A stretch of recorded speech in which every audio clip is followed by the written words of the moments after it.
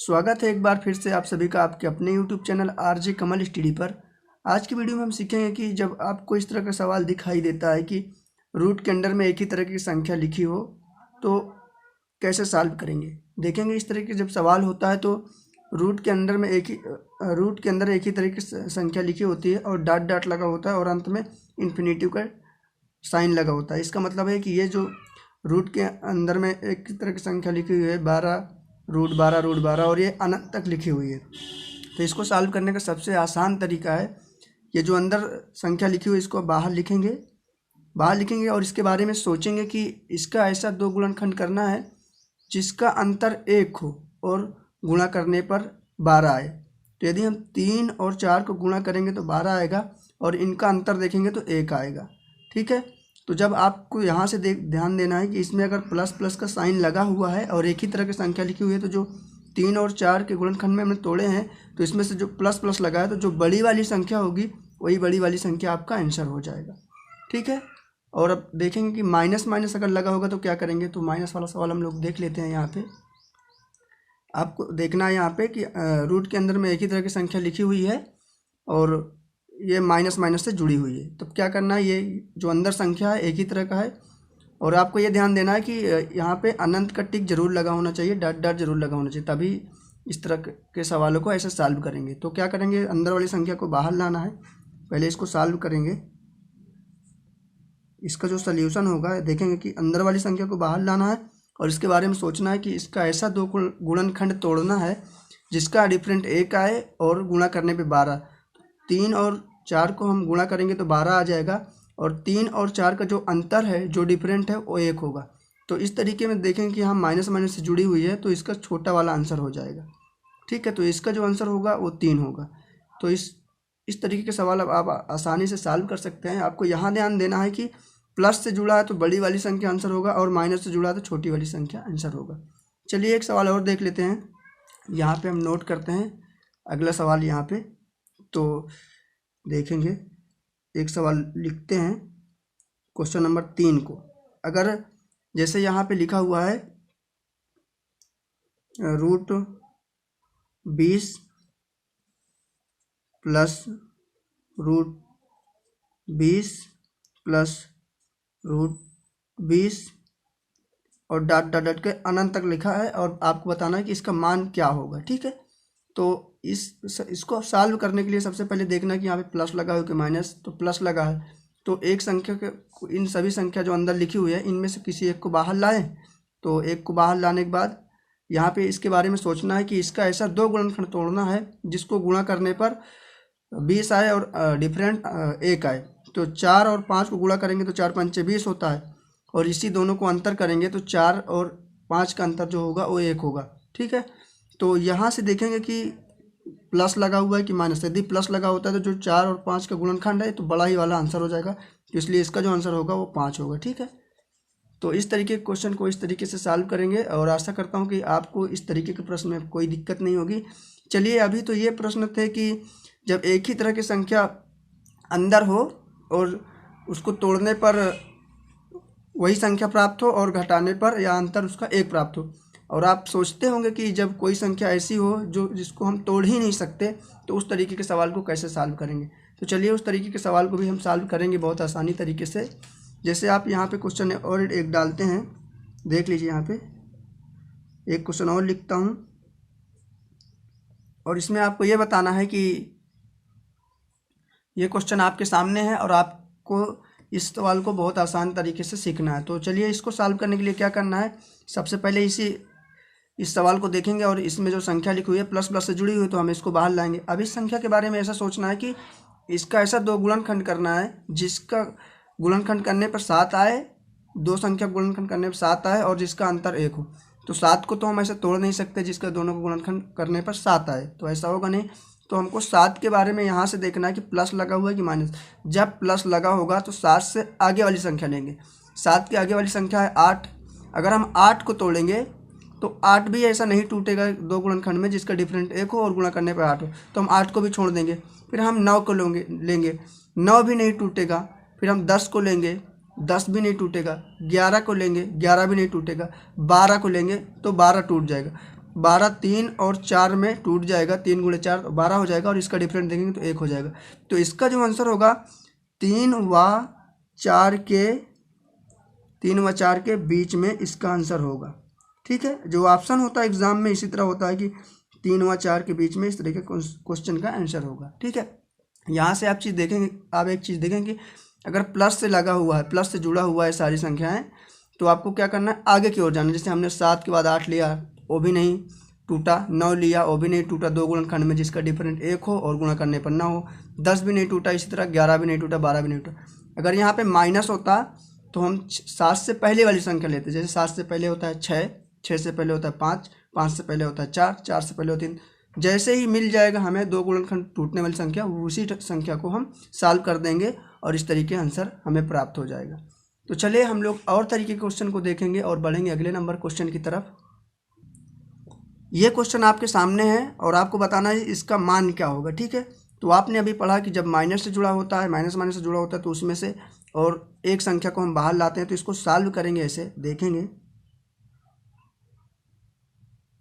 इसको सॉल्व करेंगे। एक संख्या बाहर लाएंगे 72 को, और 72 के बारे में हमें सोचना है कि यहाँ पे माइनस लगा है, तो 72 के बारे में हमें सोचना है कि ऐसा कौन सा संख्या है जिसको गुणा करने पे, ऐसी कौन सी दो संख्या है जिसको गुणा करने पे 72 आए और जिसका डिफरेंट 1 आए। तो इसको हम गुणा करेंगे तो 8 गुणे 9 गुणा करेंगे तो 72 आ जाएगा। ठीक है, 8 गुणे 9 को गुणा करेंगे तो 72 आ जाएगा, और 8 और 9 का डिफरेंट होगा, कितना होगा, 1। ठीक है, उसका डिफरेंट हमें 1 ही देखना है हमेशा।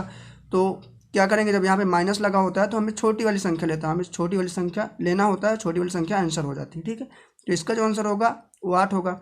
और यहाँ पे भाग का टिक लगा हुआ है, तो यहाँ पे हम भाग का टिक लगाएंगे। ठीक है, अब इधर देखेंगे कि 20 को बाहर लाना है और इसके बारे में हमें सोचना है, 20 को बाहर लाना है और इसके बारे में हमें सोचना है कि ऐसी कौन सी संख्या है, दो संख्या है जिनको गुणा करने पे 20 आए और डिफरेंट 1 आए। तो 4 गुणे 5, इनको इस संख्या और इस संख्या गुणा करेंगे तो 20 आएगा, और इनका दोनों का अंतर 4 और 5 का अंतर 1 होता है। ठीक है, तो जब माइनस से जुड़ा होता है, माइनस माइनस से, तो कौन सा संख्या आंसर होता है, छोटी वाली संख्या आंसर होता है। तो यहाँ पे 4 होगा, और जब 4 से 5 8 में भाग देंगे तो 4 दूनी 8, तो इसका जो आंसर होगा कितना होगा, 2। ठीक है, तो ये सवाल आप इस तरीके से सॉल्व करेंगे। तो उसी में से जुड़ा हुआ सवाल ये भी था, थोड़ा डिफरेंट तरीके था, और आशा करता हूँ कि ये भी प्रश्न आपको बहुत अच्छे तरीके से समझ आया होगा। तो अब आपने देख लिया प्लस वाला सवाल और माइनस वाला सवाल। अब देखेंगे कि गुणा वाला सवाल अगर इस तरीके के फॉर्मेट में रहेगा तो उसको हम कैसे सॉल्व करेंगे। तो चलिए देखते हैं गुणे वाले सवाल को आगे।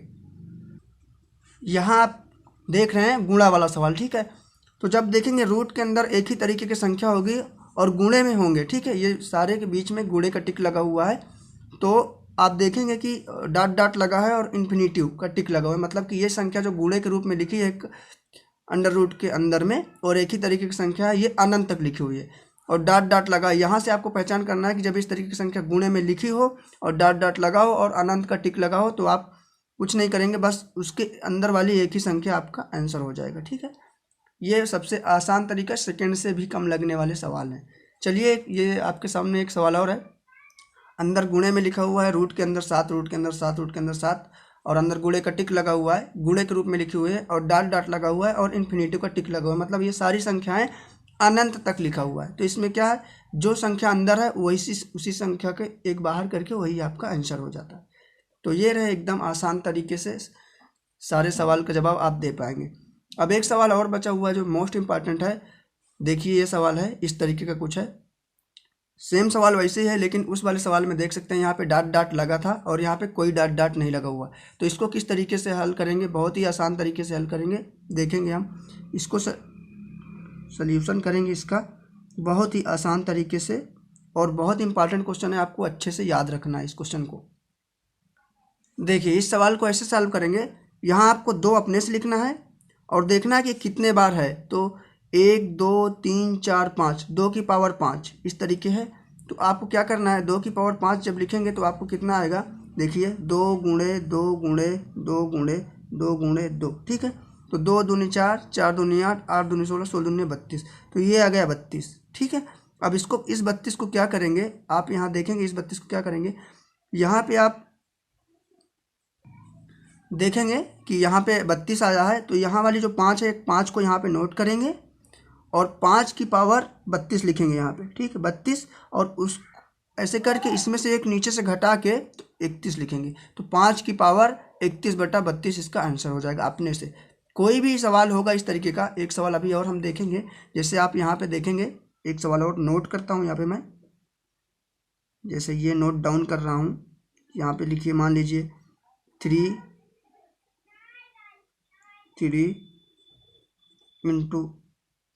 इंटू का टिक ऑलरेडी ही लगा हुआ है, 3√3 और इसमें डॉट नहीं लगा हुआ है, ठीक है, कोई भी डॉट इसमें नहीं लगा हुआ है। इसका मान बताना है आपका कि मान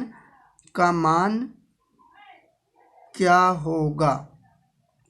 तो इसको इस तरीके से सॉल्व करेंगे। कुछ नहीं करना है आपको, इस वाले 3 को यहाँ पे नोट करना है और देखना है कि कितने बार है 3। तो यहाँ 2 अपने से, हर सवाल में 2 अपने से लिखना है, 2 लिखना है और देखना है कितने बार, 1 2 3 4 5, तो 2 की पावर 5 होगी, ठीक। हर एक सवाल में इस तरीके से सवाल है कि 2 की पावर 2 अपने से लिखना है और जितने बार ये रहेगा उतनी इसमें पावर चढ़ा देना है। यहाँ पे 6 बार होता तो 6 पावर लगा देते, 3 4 बार होता है यहाँ पे 4 पावर लगा देते। तो 2 की पावर 5 कितना होगा, देखेंगे 2 की पावर 2 गुणे 2 गुणे 2 गुणे 2 गुणे 2, 2 दूनी 4, 4 दूनी 8, 8 दूनी 16, 16 दूनी 32, ठीक है। 2 की पावर 5 32 होता है, ठीक है। अभी 32 को क्या करेंगे, इसमें से एक संख्या लेंगे, उसकी पावर 32 कर देंगे, ठीक है।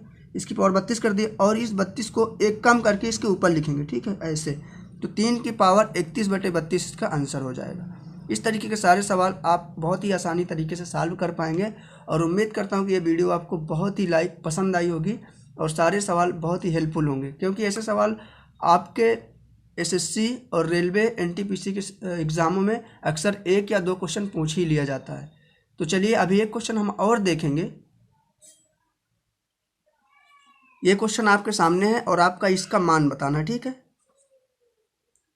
इसका मान क्या होगा। तो आपको पता है कि जब रूट के अंदर एक ही तरीके की संख्या हो और गुणे से जुड़ी हो और डॉट ना लगा हो तो क्या करते हैं, उस संख्या को बाहर लिखते हैं, इसमें से एक संख्या बाहर लिखते हैं और इधर 2 की पावर अपने से चढ़ाते हैं जितने बार इसके अंदर संख्या लिखी होती है। ये 2 अपने से आता है, ठीक है। तो देखिए 2 1 1 2 3 4 5, तो 2 की पावर 5 हो गया।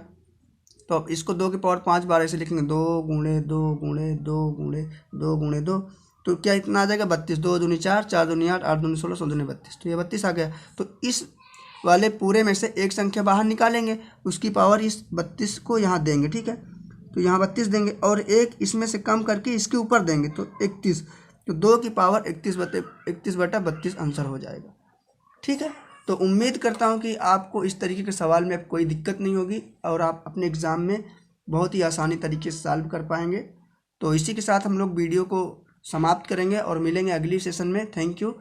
यदि हाँ आपको वीडियो अच्छी लगी तो चैनल को ज़रूर से ज़रूर सब्सक्राइब कर लें, बेल आइकन को प्रेस करके ऑल नोटिफिकेशन में रखें ताकि आपको समय समय पर वीडियो मिलती रहे।